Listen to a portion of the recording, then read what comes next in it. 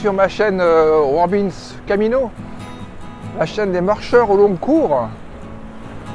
J'ai décidé de vous transmettre par vidéo des informations pour vous aider à préparer votre Camino 2022. Alors, je voulais vous dire que ces chemins n'ont plus rien de comparable. Le chemin de Compostelle, pour ceux qui l'ont quitté depuis l'avant-Covid, depuis 2019, il n'y a plus rien de comparable à maintenant, sinon le charme du chemin. Mais pour les hébergements, je vais vous expliquer.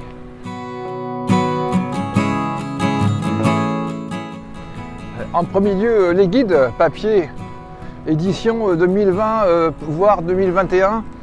Alors, je pense que vous pouvez déjà les oublier et faire des mises à jour autrement. Pour ma part,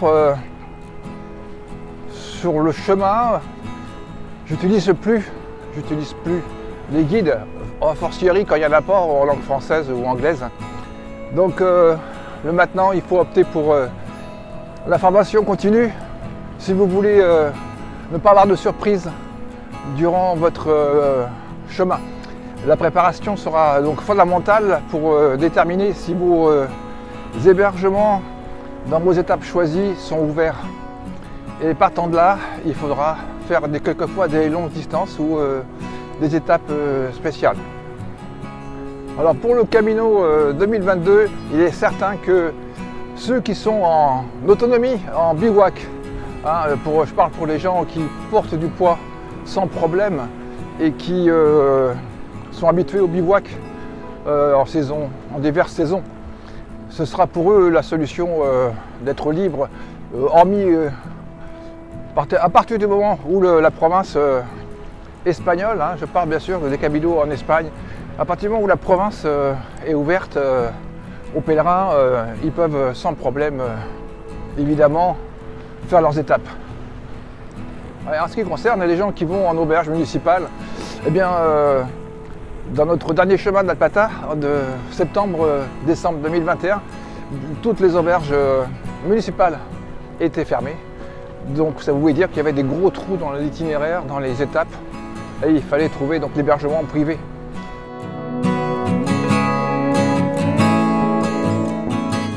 Donc c'est pas le même prix, c'est sûr, et c'est pas la même convivialité si vous vous retrouvez à l'hôtel. Alors c'est clair que quand vous réservez un hébergement privé, le mieux c'est d'appeler par téléphone. Vous trouvez leur numéro de téléphone sur Grounds, un site espagnol qu'on peut traduire en français. Je vais vous expliquer ça plus tard dans une autre vidéo.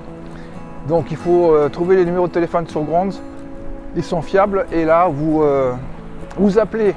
Donc vous apprenez quelques mots en espagnol, ça suffira largement pour réserver une chambre ou un lit pour une personne, voilà. Et également en privé, vous trouvez des dortoirs. Sur le dernier chemin, nous avons vu des gens dormir dans la rue, deux cyclistes dormir dehors. Bon, c'était encore septembre-octobre, ça allait. Et également une pèlerine qui a dû, en arrivant à l'auberge qui était fermée, prendre une voiture pour faire 15 km pour rejoindre une autre auberge plus loin, un autre hébergement plus loin. Voilà, donc tout ça pour dire que hébergement fondamental et une mise à jour permanente.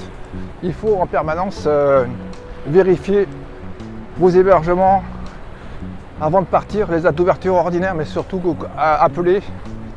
Si vous partez, il faut appeler au fur et à mesure, quelques jours avant, pour ne pas vous retrouver coincé.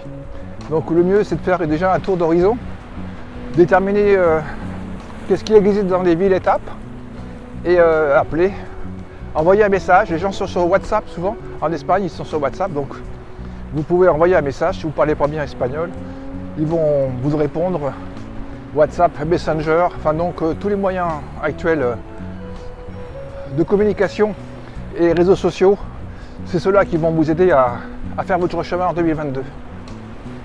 C'est sûrement pas le guide de 2020 ou 2019 qui va vous certifier que l'hôtel est ouvert ou l'auberge est ouverte.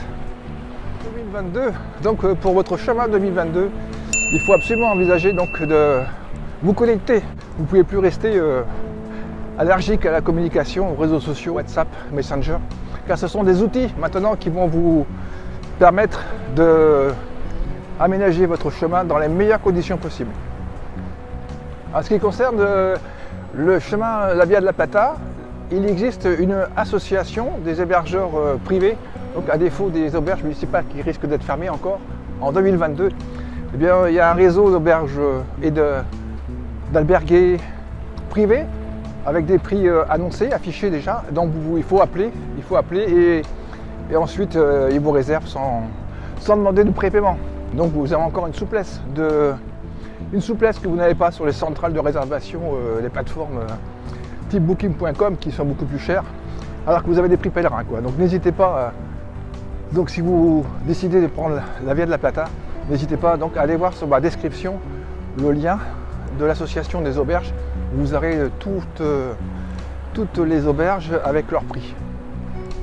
De Séville, l'association englobe les auberges à partir de Séville jusqu'à Compostelle. Donc, si vous avez besoin d'informations, eh bien abonnez-vous à ma chaîne.